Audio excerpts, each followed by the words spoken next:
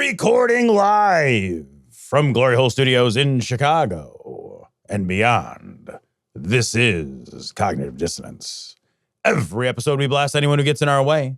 We bring critical thinking, skepticism, and irreverence to any topic that makes the news, makes it big, or makes us mad.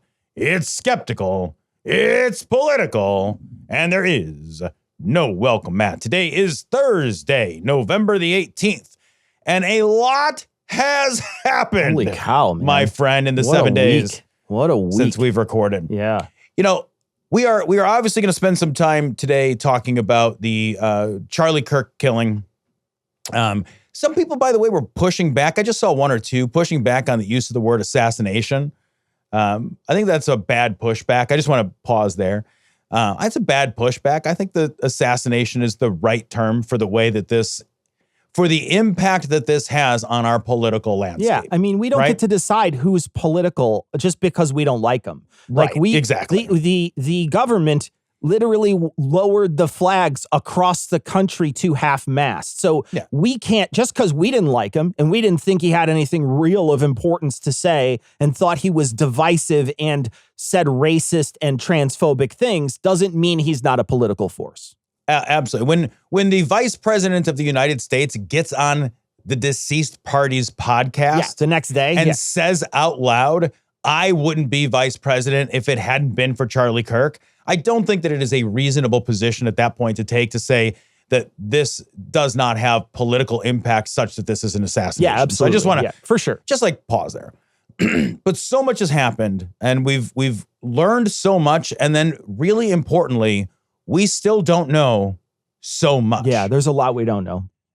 And like, I want to kind of take a step back and have a little bit of a meta conversation about our responsibility as skeptics.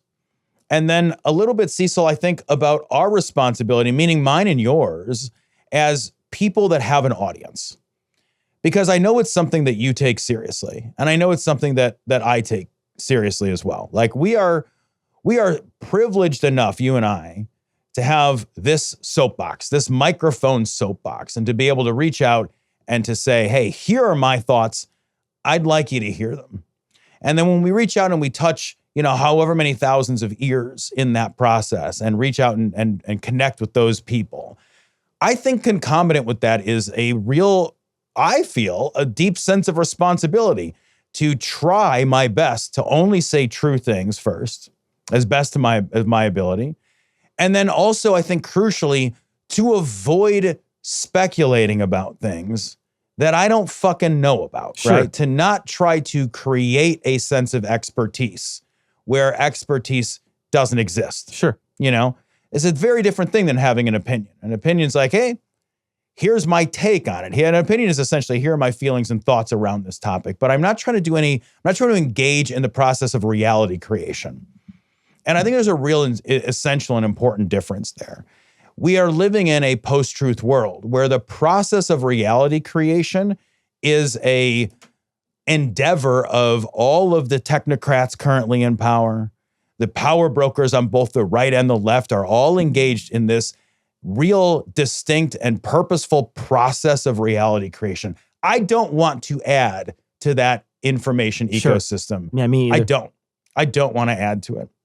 And I want to call ourselves out as a team. We on our social media posted a couple of things that we then took down because on reflection after they were posted, the concern was this may add to the disinformation or misinformation ecosystem, even though that's not how it was intended. And when that happens, I look at that and I'm like, man, this reaches a lot of eyes. This reaches a lot of ears. And I don't feel a sense of certainty around it. And there's no good hard news reported that backs this claim up. And it's got to come down. So for those people that saw those items and maybe wondered why they came down because we felt like on reflection, it didn't reflect our values as skeptics. Yeah. And we don't want to add noise and reality creation attempts into that information ecosystem. It's just not who we are. It's not the value of the show. It's not the message of our book. And it's been something that's been a through line for us as a value for 20 some years now.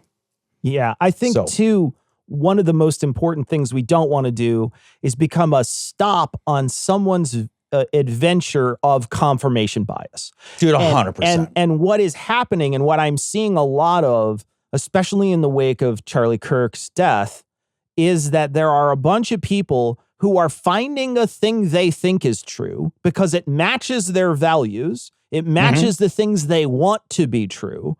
And then they say that thing as if it were a true thing, regardless of where they found it or what it means or in the greater context, as long as that piece, that sliver, makes them feel like they are right, they will carry it to the next place and drop it off.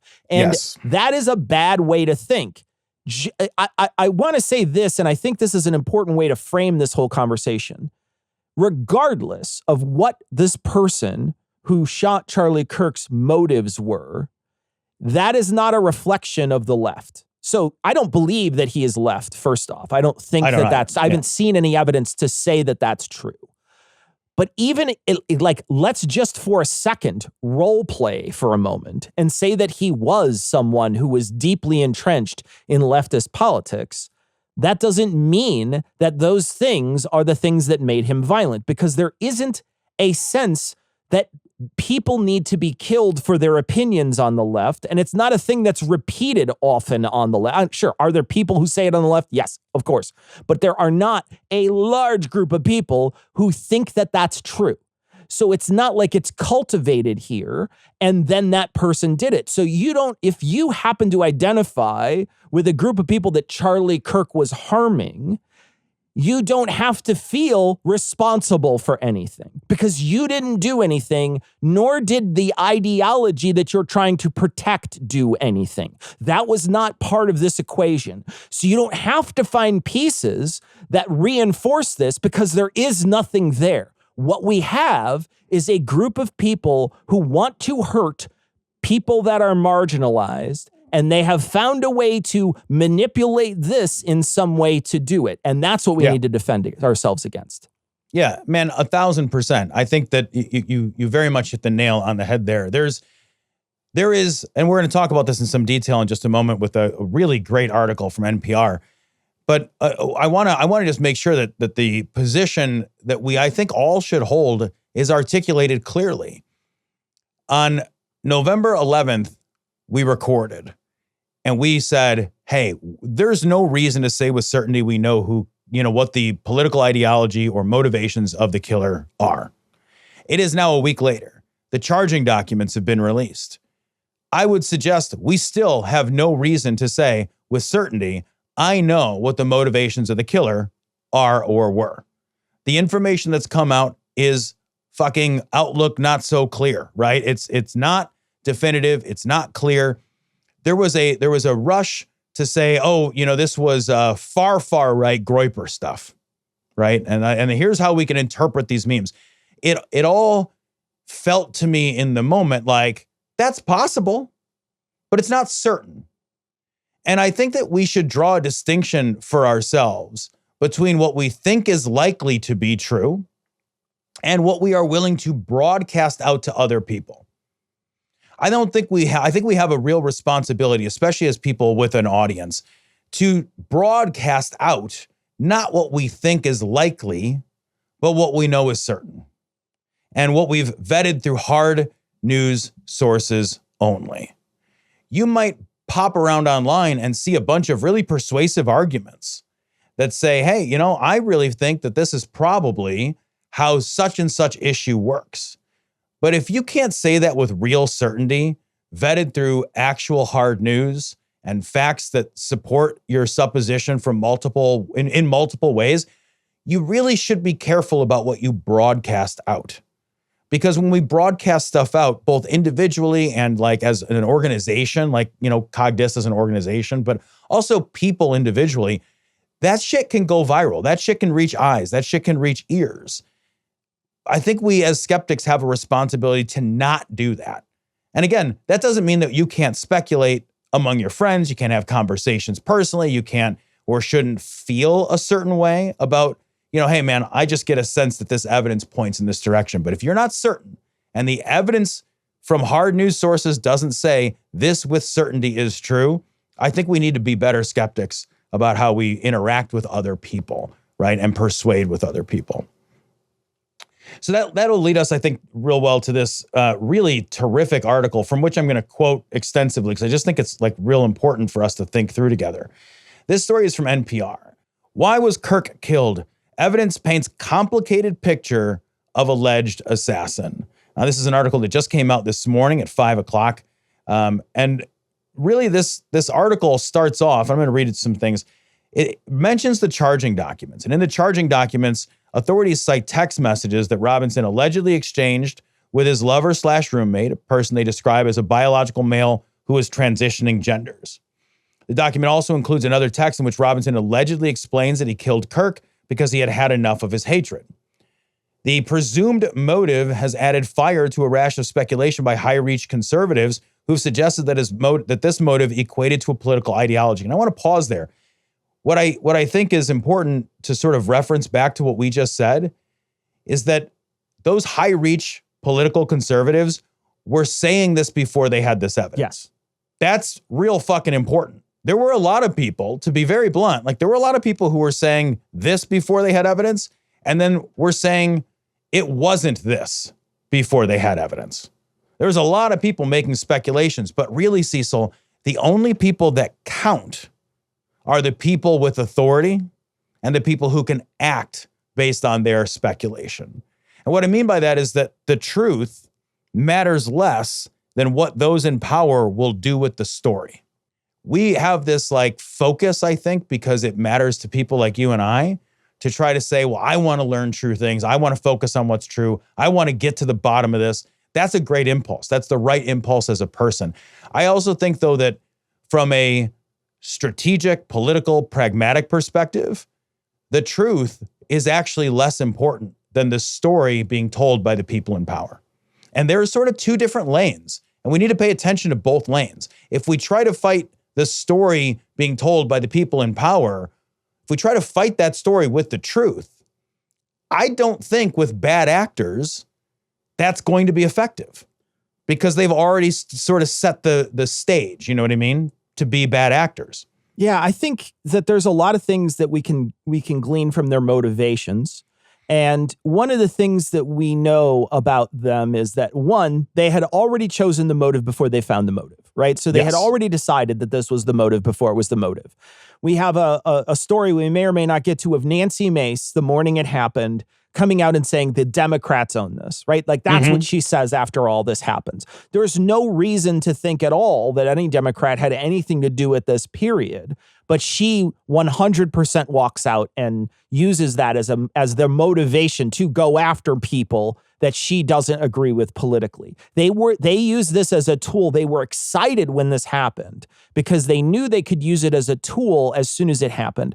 We shouldn't believe that we shouldn't believe this administration unless we see some really solid evidence because we've seen what they do on low stakes things. So for instance, and this is something we've brought up many times before, the hurricane. So that hurricane's coming in, President Trump misspeaks and says it's going somewhere. It's going to Alabama. It wasn't going to go to Alabama. It wasn't going to reach Alabama. But instead, the next day, he with Sharpie on a map, draws a circle around Alabama to say it was going to go to Alabama. That is an exceedingly low stakes thing, right? That you can lie about so that you 100% were right. So you don't look like you were wrong about anything. When they announced this, you knew no matter what they found, whether or not they found other things in this person, you noticed what they released and what they didn't release, right? So there's a whole online life of this person that they didn't release. What they released was a snippet of their online life, their text messages in these charging documents. So we know a small portion of what they have, but we don't know the entirety of their life. And so I think it's important for us to remember that when low stakes things were something that they were willing to lie about, what do they do with something like this, which is a high stake thing that they are trying to manipulate and attack people with? Yeah, and a couple of things on that. I want to point out something that occurs to me too, is that the reason this is high stakes is not because they care about Charlie Kirk getting killed. Not at all. The stakes here are, how can we politicize this to achieve the goals we've always had?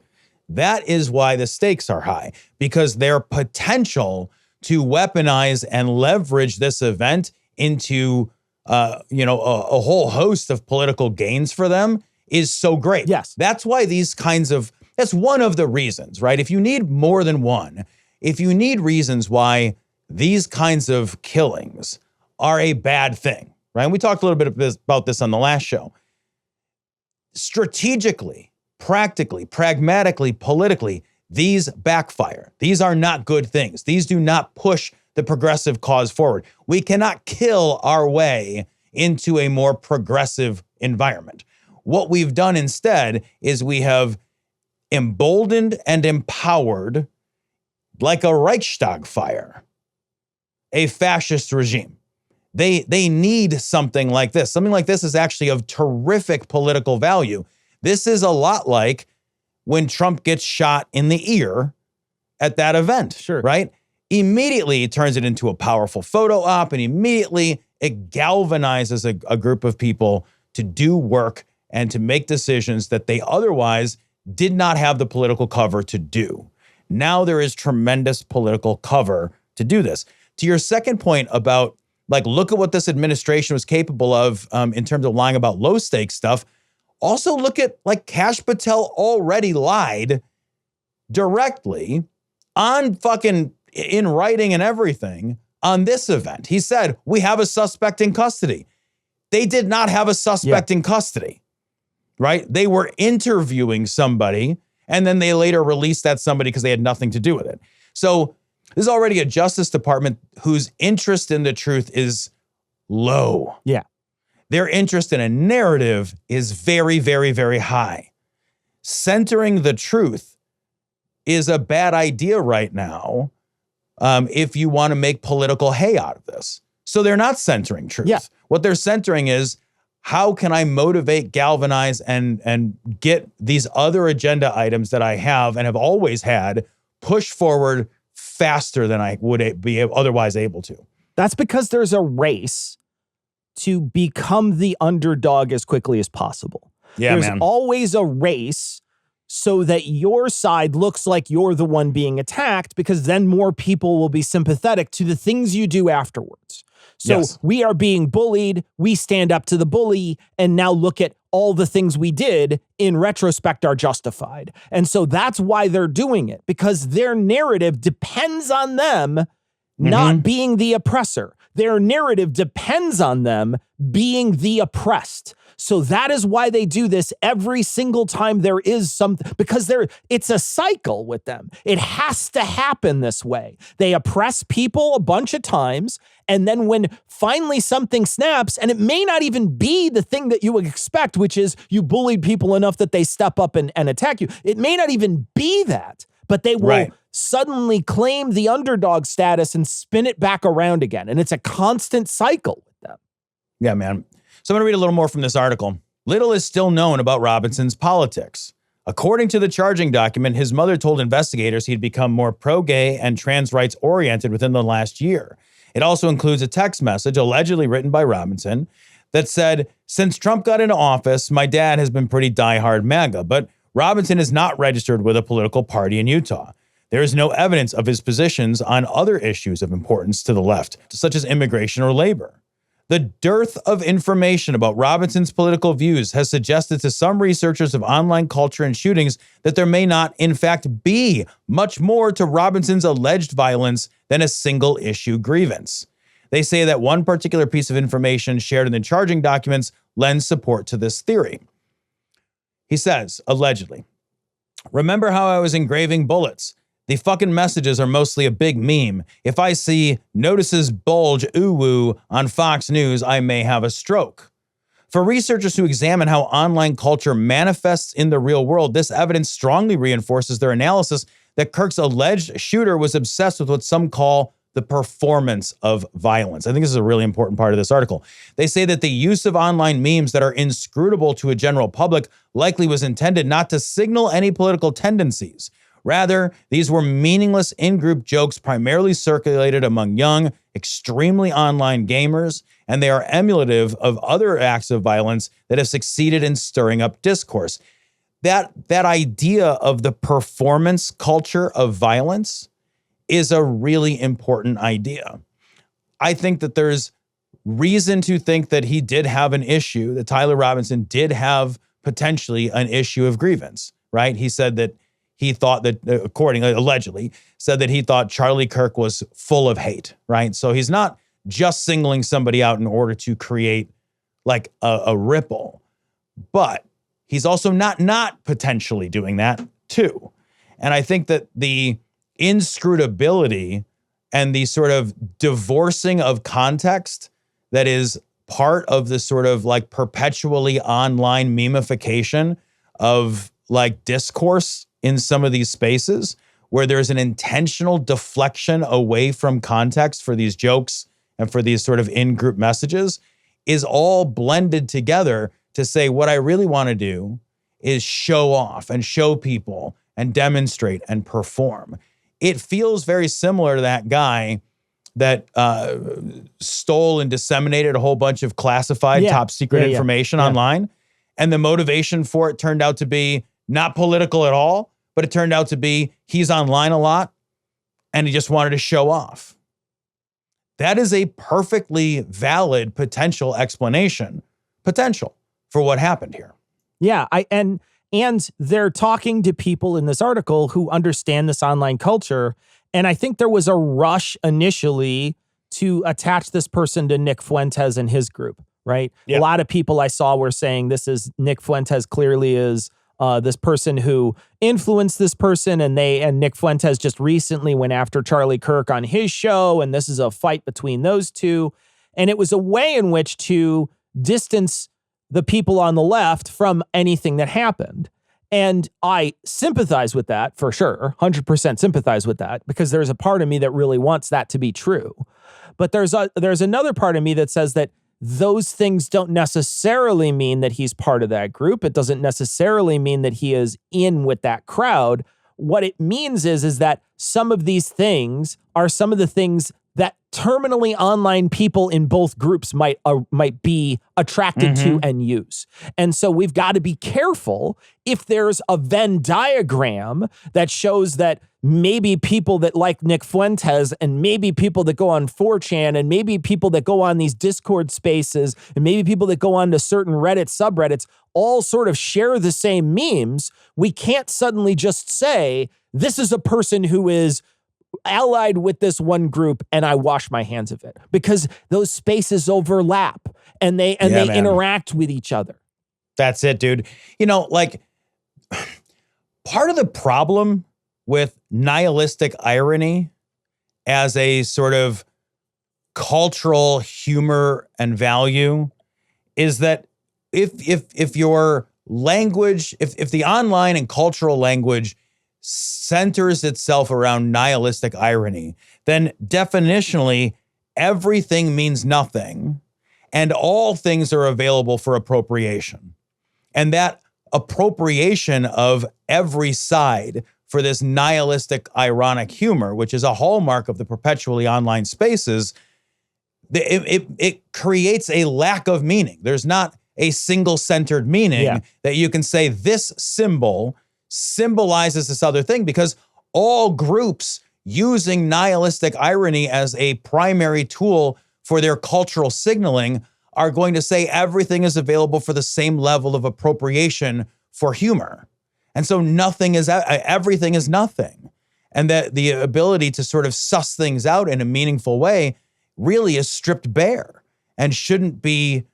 I mean, the level that you have to have of real certainty has to be raised then. It can't just be, here's a picture on Facebook where he posed like the fucking Pepe frog, right? I've seen that picture. Here's a picture of him posed the Pepe frog. Well, did he do it ironically? You always have to say, am I certain he did it intentionally or ironically? Was it a troll of this other group? Was it just something he thought was? There's really no reason to attach that to anything. That is the nihilistic irony problem. And nihilistic irony is a trademark of these perpetually online spaces. And it's important to repeat again, it doesn't matter to the Republicans and the people in power. Exactly. They were 100% going to twist this however they wanted. What we shouldn't do is do the same thing. What we shouldn't do is do what they're doing, which is twist it to our benefit whenever we can to try to attack them and then usurp the underdog position. We should just follow the truth. And like I said at the beginning of the program, even if you followed the truth and it led you to believe that this person was doing this because he thought marginalized groups were being attacked, doesn't mean those marginalized groups are responsible for this. It means that those people attacked marginalized groups and this person took something too far and he doesn't represent those marginalized groups at all in any way. Even if it was true, and I'm not saying it is, but even if it was, it still doesn't mean what they think it means and what they're trying to make it mean. And this is what this is a way for them. They've been doing this for a long time. They are trying to make this a reality by attacking constantly. They are trying to make people on the left be violent.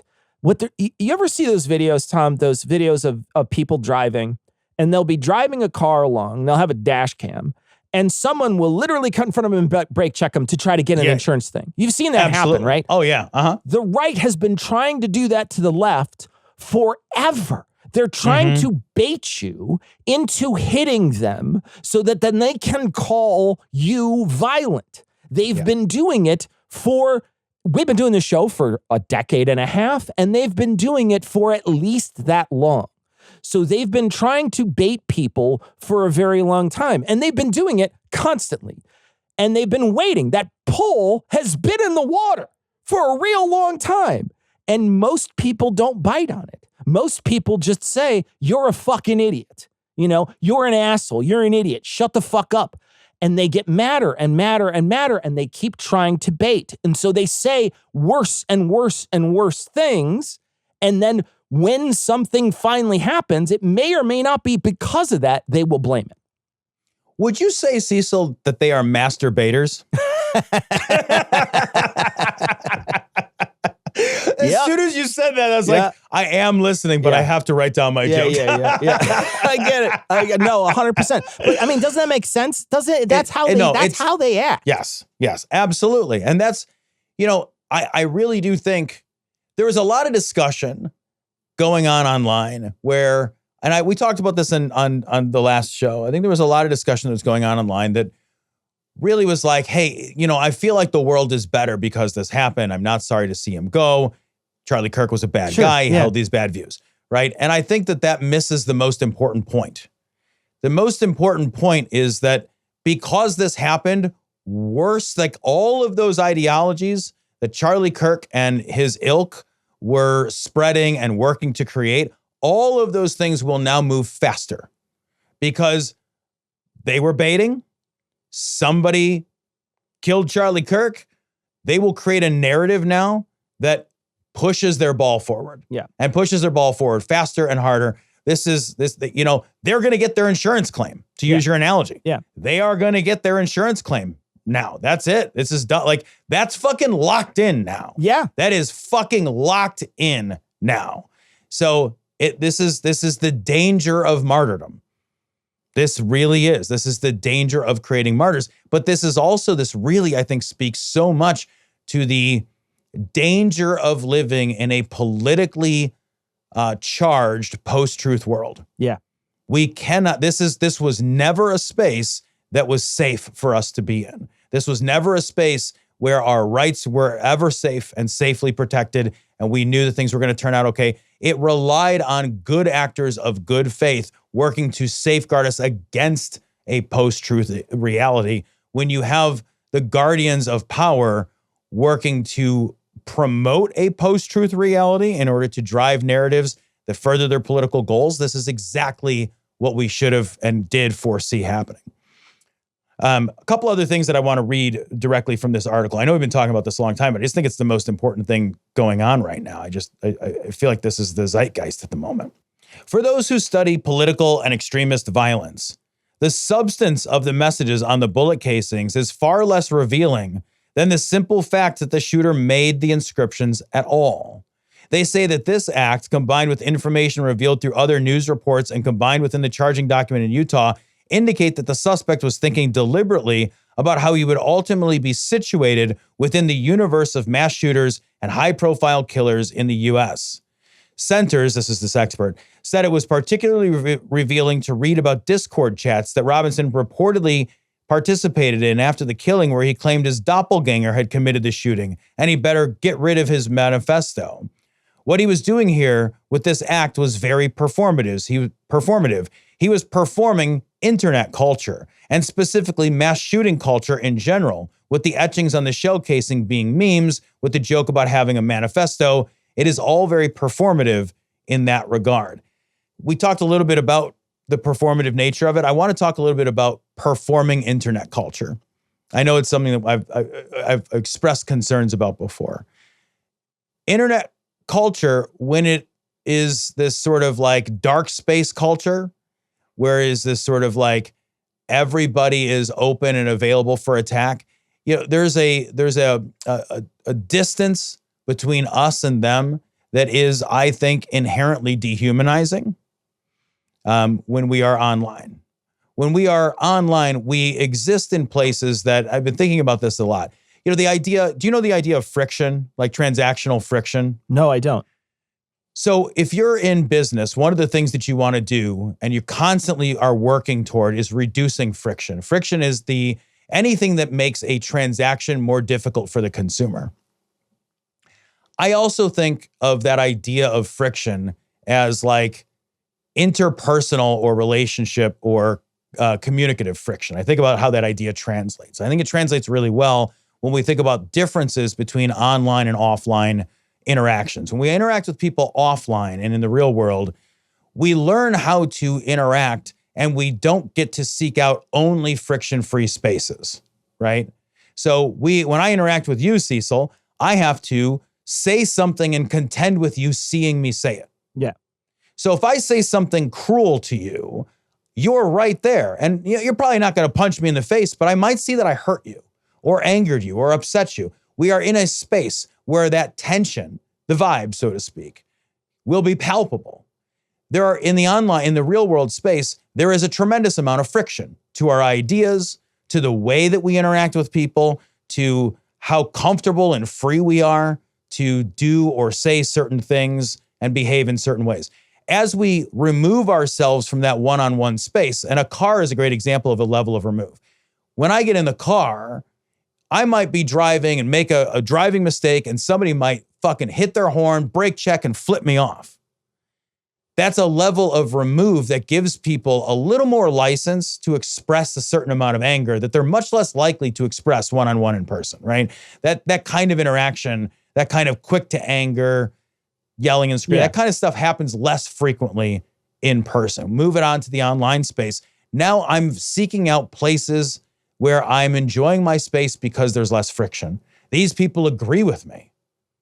These people hold the same values. They hold the same ideas. We talk about an echo chamber or a bubble, but I think also about the idea of it is very bad for our psyche to be in friction-free spaces all the time, where we do not have to contend meaningfully with the consequences of disagreement, of violent behavior, of misogynist, racist behavior, of hurting people. That sort of nihilistic irony stuff, it actually isn't funny in real life.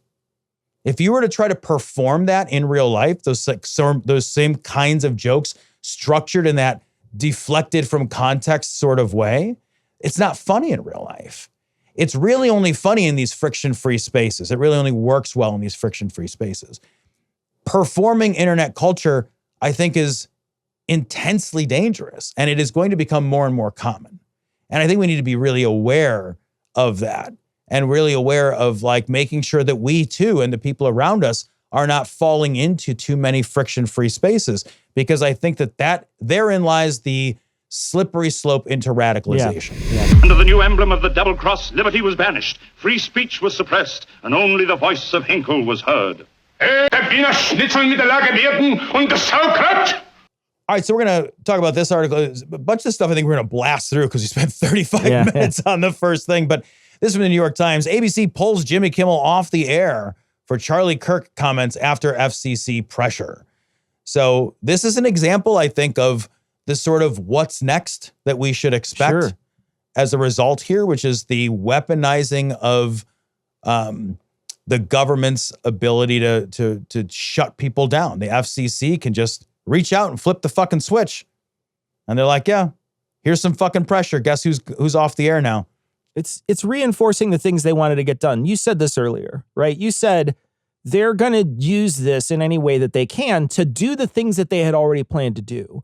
And then they'll just point to it and say, we did it because of this. We did it because of this. But they wanted Kimmel off the air anyway. They were just waiting for a moment that they could use. Now, this is a really sanitary moment if you watch this clip. And this clip is all over. I'm not going to play it on our show because it'll get demonetized on YouTube if we do it.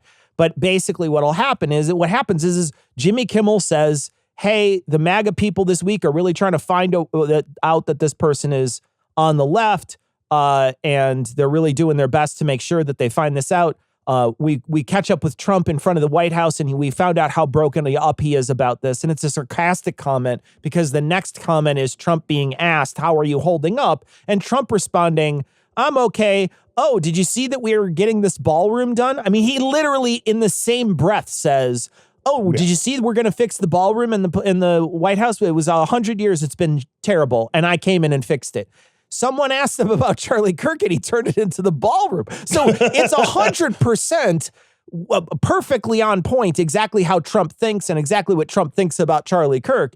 And he just pointed it out to people, and he was removed from his job because he just showed, he made a comment that said Trump is broken up about it in a sarcastic way, and that was the end of it. I mean, like, it was something that they had already planned. They already had it in the bag. Right. And they pulled out that tile already before he even said anything about Charlie Kirk.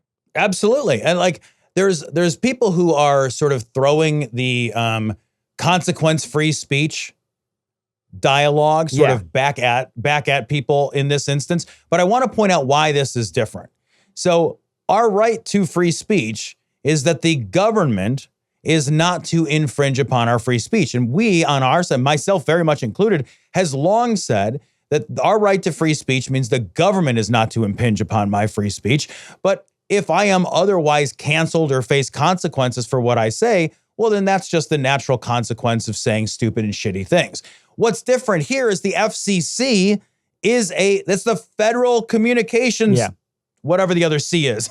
Commission. That's the government. Commission, thank you. That's the government. That's the government. That's the difference. Yeah. That's why this is different. Well, this is an impingement on free speech. Well, and here's what I would say to those people. Your values mean nothing then, right? So you have been saying you have this principled stance for years that the people on the left are wrong, that there should be consequence speech. The people on the left are wrong. When somebody says something, there should be no consequences. Free speech, free speech, free speech. But the moment something happens to someone you don't like by a person who you do like, you suddenly change your tune on it. Well, that means you had no principle. You didn't. Right. That principle meant nothing to you. You weren't, that wasn't part of what you wanted. All you wanted was the outcome. You didn't want to have the principle that held that outcome up. What you wanted was the outcome. You wanted to be able to say the N-word. You wanted to be able to say the mean shit. You wanted to be able to say, call mentally disabled people by a slur. You wanted to call gay people by a slur. You wanted to call trans people by a slur. You wanted to call black people by a slur. You wanted to be able to do all that stuff. You wanted to make fun of people based on things they can't control. You wanted to do all that stuff. And you wanted to get away with it. And that's exactly what you wanted. And you used a principle that you lied about for forever and said, this is the principle I hold dear. But then the moment someone shows you, well, that principle isn't being upheld now by the side that you support, they immediately throw it out. And they say, well, what about? What about? What about? Yeah. Now you're bringing up whataboutism. You never had a principled stance. Never. Like you've said before, where are my libertarians at? Where are my libertarians at? Where are my free speech absolutists at? Yeah. Where are you guys at? Where's the outcry? Hey, you know who's a big free speech absolutist? Elon Musk. Yeah. Except the many, many times he's not. Yeah. And the many times he's not are when he feels like somebody else's use of speech intersects with him in a way he doesn't like. Yes. This has always been about, I want consequences for thee and not for me. That's what free speech absolutists are. Yeah. They're liars. They are going after all the people, you know, because you're using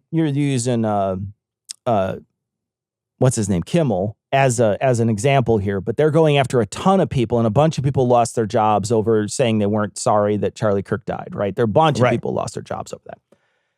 But I saw a bunch of things this week that I had forgotten that the right had done. After Trayvon Martin had died, they were Trayvoning. They were taking pictures of themselves lying on the ground with Skittles next to their head. Jesus Christ. And they were calling it Trayvoning, right? They were doing the George Floyd challenge, where they were taking pictures of themselves in the same position George Floyd died in. They elevated Kyle Rittenhouse to a position of political status and celebrity status on their side of the aisle. They have always politicized violence and praised political violence. So they have always done this.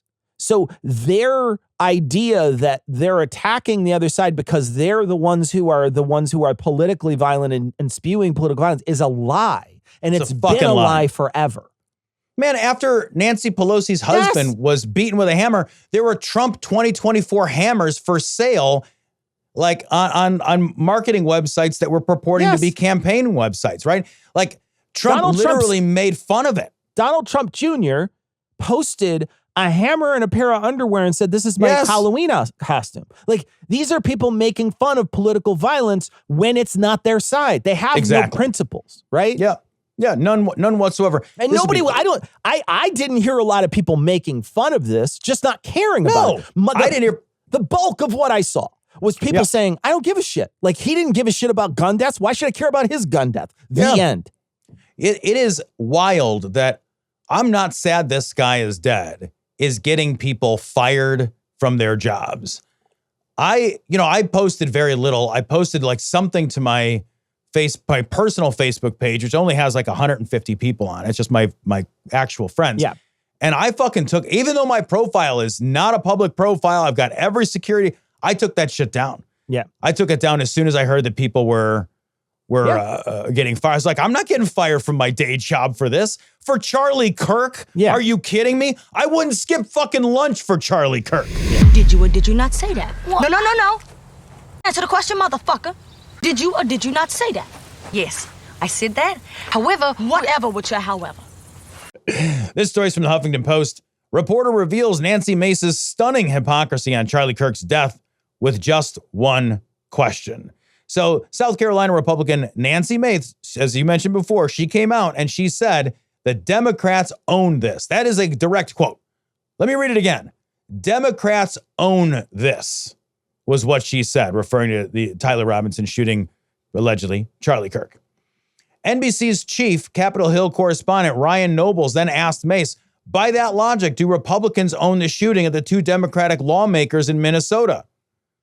Isn't this on both sides? And Mace responded with an outrage saying, are you kidding me? Some raging leftist lunatic put a bullet through Kirk's neck, and you want to talk about Republicans right now? No. No, I'm asking you. You said the Democrats were going to. No, the Democrats own this, Nancy repeated.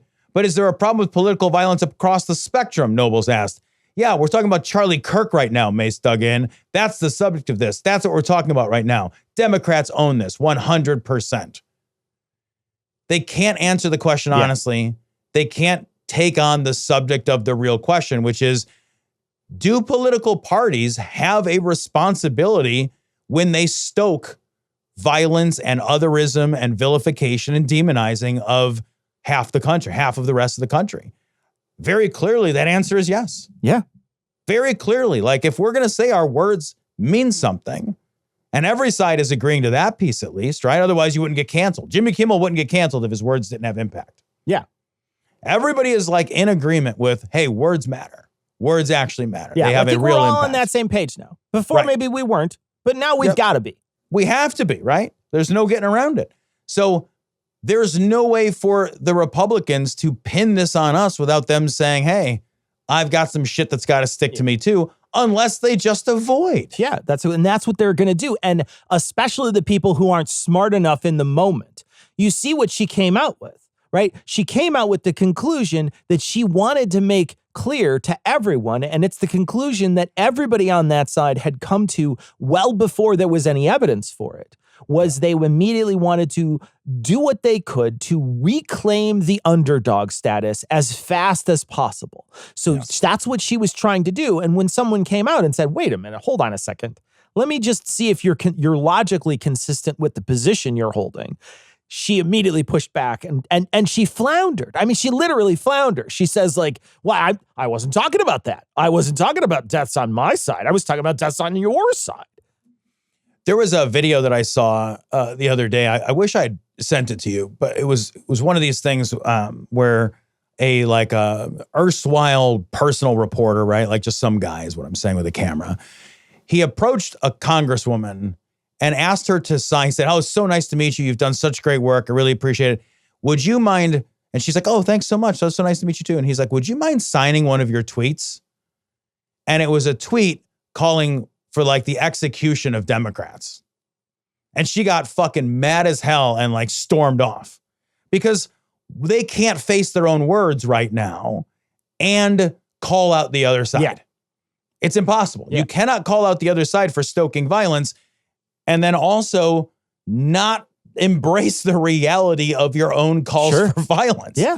Unless you just literally run away from your own words. Well, and another good segue here is let's talk about J.D. Vance bringing Stephen Miller on Charlie Kirk's platform a day or two after Charlie Kirk died. So when they re-aired Charlie's show, J.D. Vance, the Vice President of the United States, who's taken many, many, many vacations this year, decided not to take a vacation and decided to instead push Charlie's dead body out of a chair, sit in that place because he knew that he could attach himself to millions of motivated people who were upset and tune them up how he wanted to tune them up. Yeah. Because he had a willing audience, upset and willing to listen to whatever he would say. So he brought the most hateful person he could find in Stephen Miller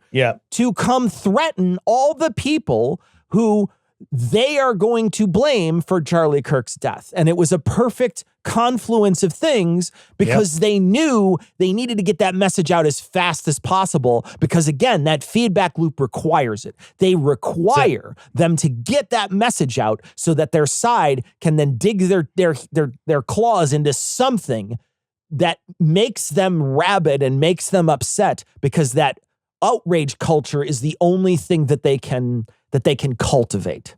Yeah, man. And this is going to be, there's a couple of things one thing I want to speculate about, another thing that I guess I'll also speculate about.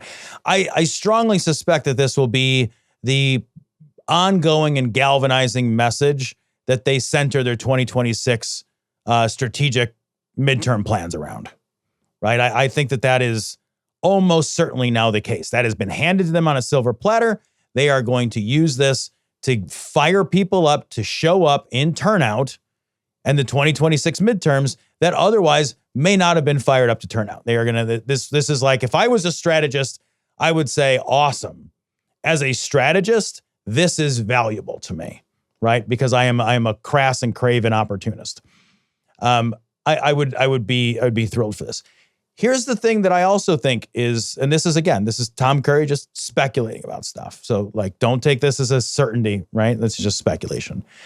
But I think that there's a really intentional confluence of really unnerving statements and actions that are coming out from the administration right now. So the first thing, just to piece three things together, the first thing is J.D. Vance and Donald Trump both came out and said, and so have other administration officials, have come out and said, hey, we are going to look into, prosecute, and go after groups that fund or are engaged in violent leftist ideology and tactics. That's one thing that we know is true. Another thing that we know is true is that over the last 2 weeks, they have shown a willingness to declare anybody that they would like to declare as a terrorist, right? So who have they declared in the last 2 weeks as terrorists without any color of law or operation of law or due process? People in boats from Venezuela. Yeah. And Antifa. Yeah.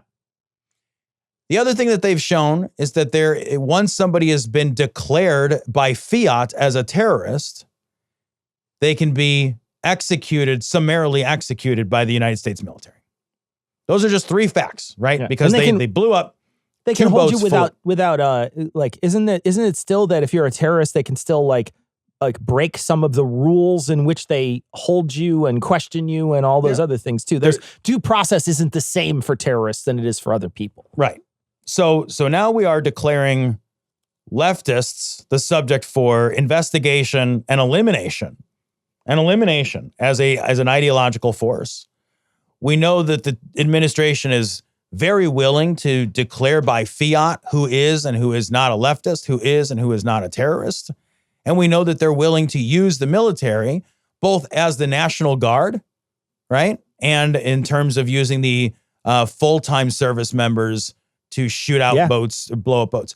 I don't think that it is without possibility. In fact, I think that this is going to happen, that this is all laying the sort of legal and ideological groundwork to literally kill and attack and imprison and disappear those on the left that pose the greatest political challenge to those on the right. Yeah. I don't disagree. It feels like all the pieces are in place. Well, and yesterday, like you said, he designated Antifa a terrorist organization. That's why you didn't come over today, is because I am the president of Antifa, which is a tough place to be because I don't think that we're a terrorist organization. Right. I think we're anti-fascist. But as the president of Antifa, I've got to worry about that sort of thing. So I'm trying to keep certain people away just in case they come around. My garage is where all the Antifa meetings happen. And so I've got to be real careful. I do go out of my way to say what happens at Antifa Club stays at Antifa Club, but some people they don't listen.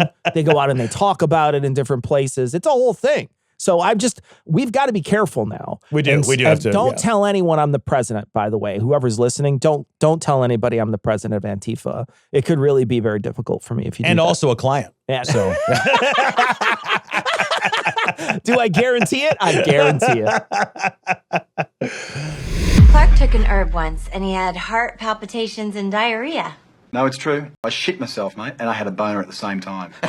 In Let's Never Forget About Epstein Until It's All Revealed news, this story's from Reuters. FBI Chief Kash Patel says no credible information others involved in Epstein crimes. Patel faces senators as critics question his leadership of the FBI. He was called in front of senators, and they beat the shit out of him with a fucking stick. They really did. God. They really did. There was an awesome part where Jasmine Crockett said to him, I just want to figure out why you're here and how we can get rid of you. And he starts to say, she's like, I didn't ask you a question. It's kind of amazing. And there's multiple moments where Kash Patel is trying to defend himself and he's screaming over other people. He's so frustrated in this job. Here's my hope, everybody.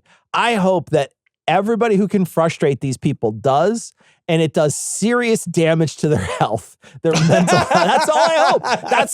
I don't have anything else right now. I feel like the guy who every day gets his underwear pulled up over his head and gets his swirly. It feels like that every day. But once in a while, if somebody gets to stand up for me, I feel a little good about it. And all I need is those dopamine hits just once in a while. I realize I'm going to get my ass kicked for the next several years. But if once in a while somebody dumps the Bullies books, I'm okay with it. Yeah, man. Yeah, this is watching some of the footage from Cash Patel just getting fucking roasted. Yeah. And crazy it's so deserved. He's just got these eyes, man. He does, I can't do it, dude, but he has these eyes. They are amazing. They're constantly like, where's why? Do you seriously have to be the guy from fucking Clockwork Orange with those things in your eyes in order to fucking match how open his eyes are all the time? He looks crazy. Oh, I hope every day he wakes up and is more miserable than the day before. Yeah. That's all I really care about. Yeah. And I want to say, I hope that for the rest of his life, not just until he's out of like his position of power and authority, which looks at watch won't be long now, I don't think. They're going to throw him under the bus eventually because he is not a competent dude. I'll say this administration, this version of this administration seems more personnel stable than the last iteration. Yeah, and I think that's because there isn't anybody there being like, we are going to catch a ton of heat for this. Right. Because we can't have incompetent people in these positions. And then he would fire incompetent people, or he would fire anybody who pushed back before. Yeah. I think the one thing is that nobody's pushing back. So those people aren't on the chopping block because there's no pushback. So that Tillerson guy who came in, who was his first Secretary of State in his first term, that dude came in, and when Trump said something, he's like,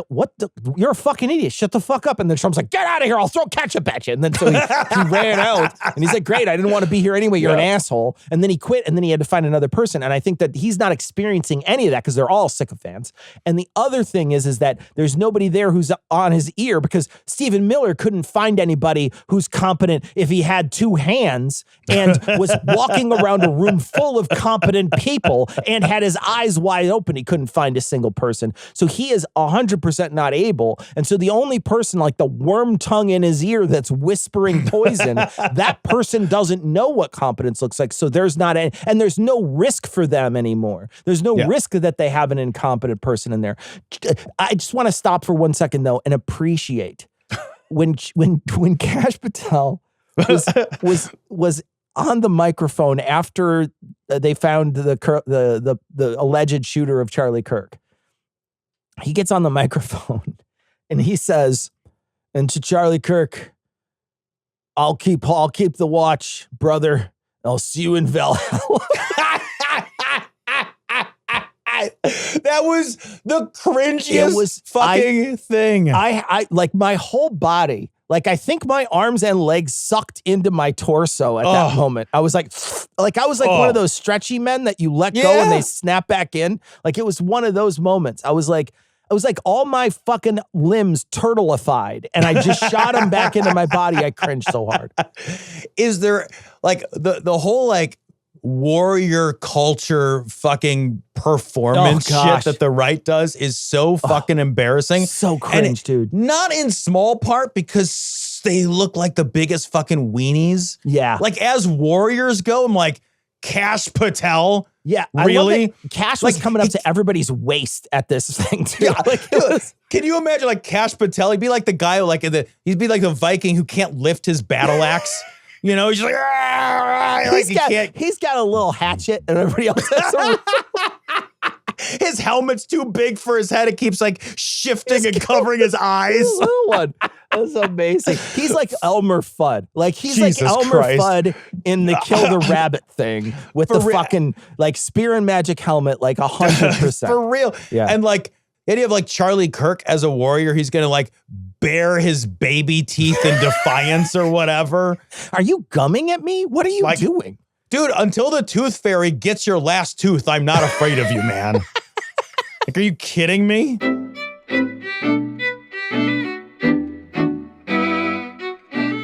All right, that's going to wrap it up for this week. We'll be back with a Patron show on Thursday, and we're going to leave you like we always do with the Skeptic's Creed. Credulity is not a virtue. It's fortune cookie cutter